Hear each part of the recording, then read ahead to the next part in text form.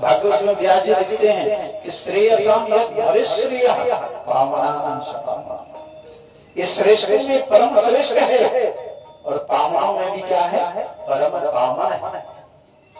और अंत में जो व्यक्ति इस कथा को तन्मयता से सुनता है, विधि विधान से सुनता है, ऐसे भाग ये सत्यनारायण की कथा के लिए पूर्णिमा का दिन बहुत श्रेष्ठ बताया गया।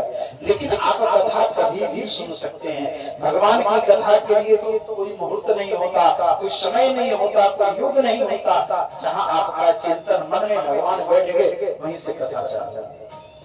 और ये संत, जिस संत की कथा जिस संत को सुना रहे हैं नैमिषारण्य क्षेत्र में, ये नैमिषारण्य क्षेत्र कुछ साधारण क्षेत्र नहीं।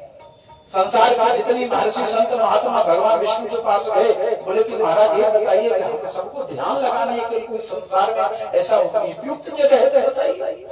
भगवान ने अपना सुदर्शन चक्र भेजा, बोले कि इस चक्र के पीछे पीछे चले जाओ और जहाँ जाकर के चक्र रुक जाएगा, उससे सरलतम साधन और उससे सुंदर स्थान भगवान के भक्ति के लिए कोई नहीं हो सकता। ऐसे नैमिषारण्य क्षेत्र, समझिए नैमिष शब्द रघुवंश से जुड़ा हुआ, रघुवंश के राजा थे उनके शब्द से जुड़ा हुआ। ये कथा बहुत विचित्र है, बड़ी हो जाएगी।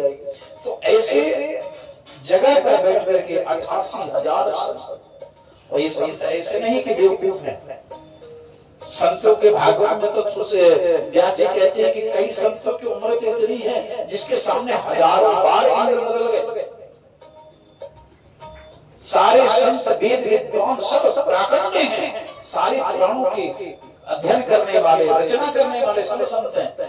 लेकिन इनके अंदर सबसे बड़ा गुण क्या है, कोई भी छोटे महात्मा संत को पकड़ लेते हैं तो पकड़ने के बाद में अनभिज्ञ बन जाते हैं, जैसे हमको कुछ आता ही नहीं।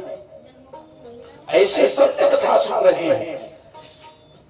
भगवान नारायण कहते हैं कि कथा श्रवण मात्र से कलयुग के जीवों का कल्याण हो जाएगा और अंत में उनको विष्णु लोक की प्राप्ति होगी। अतः प्रथमो अध्याय। बोलिए सत्यनारायण भगवान की जय।